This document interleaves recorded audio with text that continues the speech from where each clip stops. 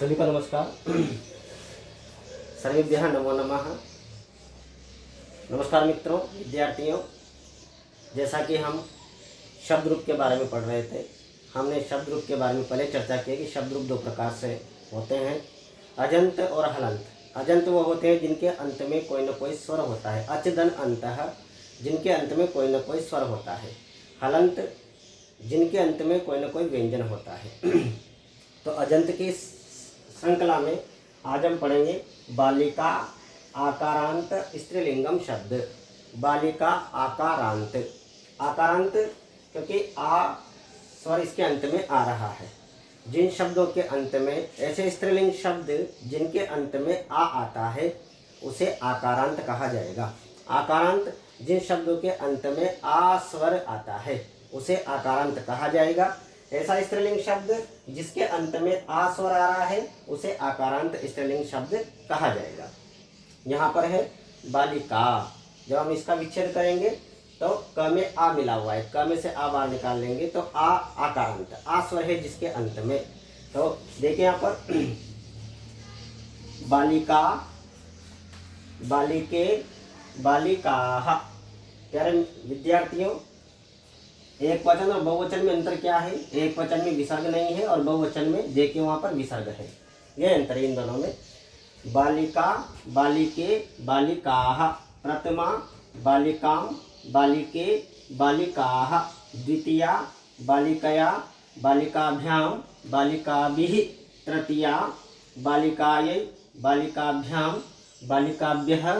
चतुर्थी बालिकायाः, बालिकाभ्यां, बालिकाभ्यः। पंचमी बालिकायाः, बालिकयोः, बालिकानां। षष्ठी बालिकायां, बालिकयोः, बालिकासु। सप्तमी हे बालिके, हे बालिके, हे बालिकाः। संबोधनम। आप देखेंगे प्यारे बच्चों, इसमें यहाँ पर प्रथम और द्वितीय में, द्वितीय विभक्ति में एक वचन बालिकाम है और बाकी के रूप एक जैसे हैं, बाकी के रूप एक जैसे हैं। देखिए यहाँ पर बालिका, बालिके, बालिकाः। द्विवचन में बालिके, बालिकाः। स्त्रीलिंग आकारांत स्त्रीलिंग में ये समान रूप बनते हैं द्वितीय एक वचन को छोड़ करके। बालिकाभ्याम, बालिकाभ्याम, बालिकाभ्याम। तृतीय विभक्ति से पंचमी तक बीच में बालिकाभ्याम, बालिकाभ्याम, ये तीनों एक जैसे हैं। चतुर्थी पंचमी में बालिकाभ्यः, बालिकाभ्य, ये दोनों एक जैसे हैं। षष्ठी सप्तमी में द्विवचन में बालिकयोः, बालिकयोः, ये एक जैसे हैं। तो आकारांत जितने भी शब्द हैं स्त्रीलिंग के, उन सब के रूप बालिका के समान चलेंगे। जिन जिन शब्दों के अंत में आ रहा है, महिला, शिक्षिका, गायिका, नायिका, करिश्मा, ऐश्वर्या, करीना, दोला, पूजा, कपाटिका, अग्निशलाका, पेटिका, मंजूषा, कपाटिका,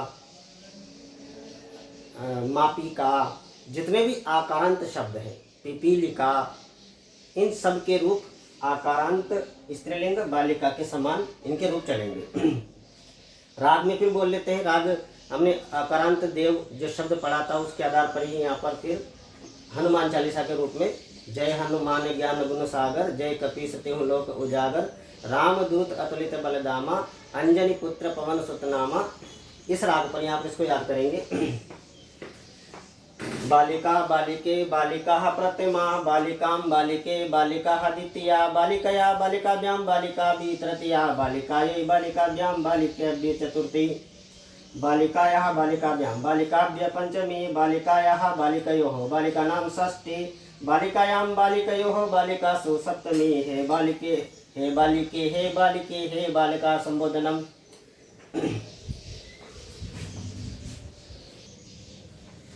अगला क्रम है लता है। लता शब्द रूप हम याद करेंगे। दो अक्षर वाला शब्द है।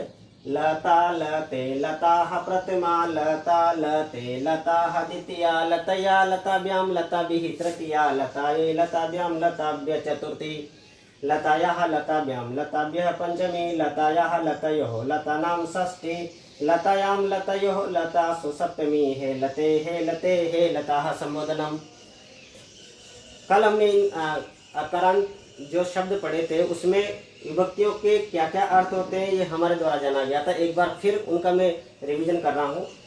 हमेशा प्रथम विभक्ति कर्ता में होती है। कर्ता में जो प्रथम विभक्ति होती है उसका अर्थ ले निकलता है लता, एक लता ने, लते दो लताओं ने, लताः बहुत सारे लताओं ने, लता पठति, लते पठतः, लताः पठन्ति, लता महिला गच्छति, महिले गच्छतः, महिलाः गच्छन्ति, लताम बालिकां, महिलां, शिक्षिकां, मोहनः लतां नमति, मोहनः शिक्षिकां नमति, लते दो लताओं को, शिक्षिके, लताः शिक्षिकाः, छात्राः शिक्षिकाः नमन्ति, लतया सीतया पूजया गीतया दोलया शिक्षिकया, मोहनः शिक्षिकया सह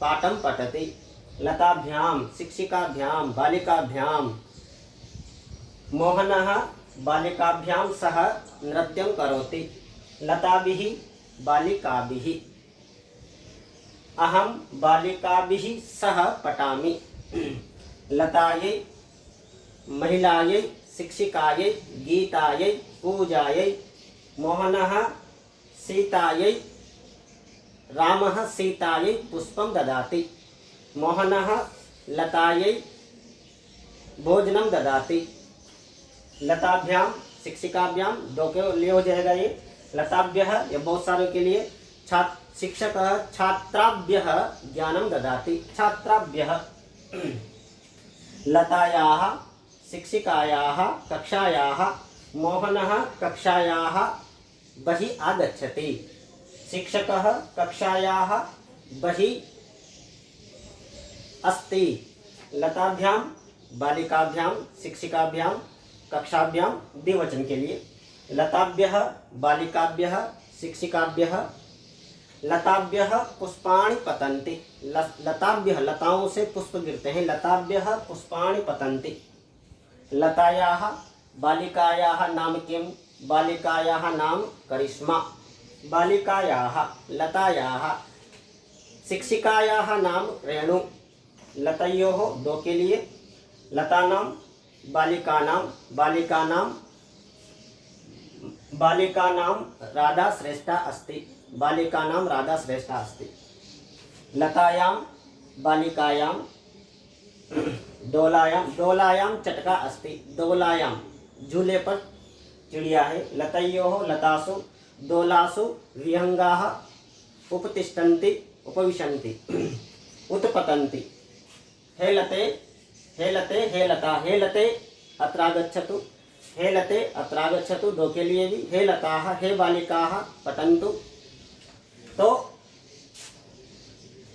कर्ता ने कर्म को लता को लतैया लता के द्वारा तृतीय विभक्ति का प्रयोग करेंगे, लता के द्वारा, लतायै लता के लिए, लतायाः एक लता से, लतायाः काके की लता का, लता के लता की, लतायां लता में पे पर, हे लते संबोधन, हे लते अरे लते भो लते।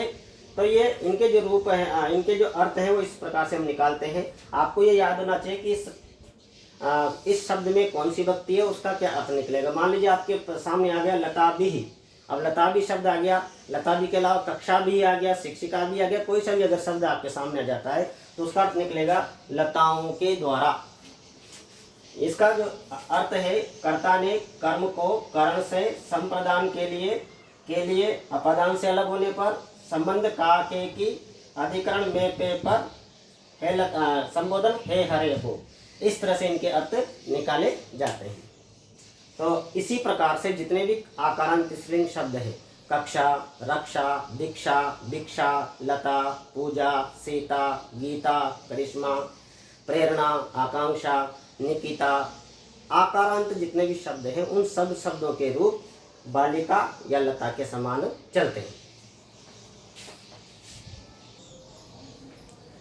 इस तरह से हम आकारांत स्त्रीलिंग को अब पढ़ चुके हैं। इससे संबंधित बनने वाले वाक्यों की पूर्ति आप लोग करेंगे। तब तक के लिए बहुत बहुत धन्यवाद।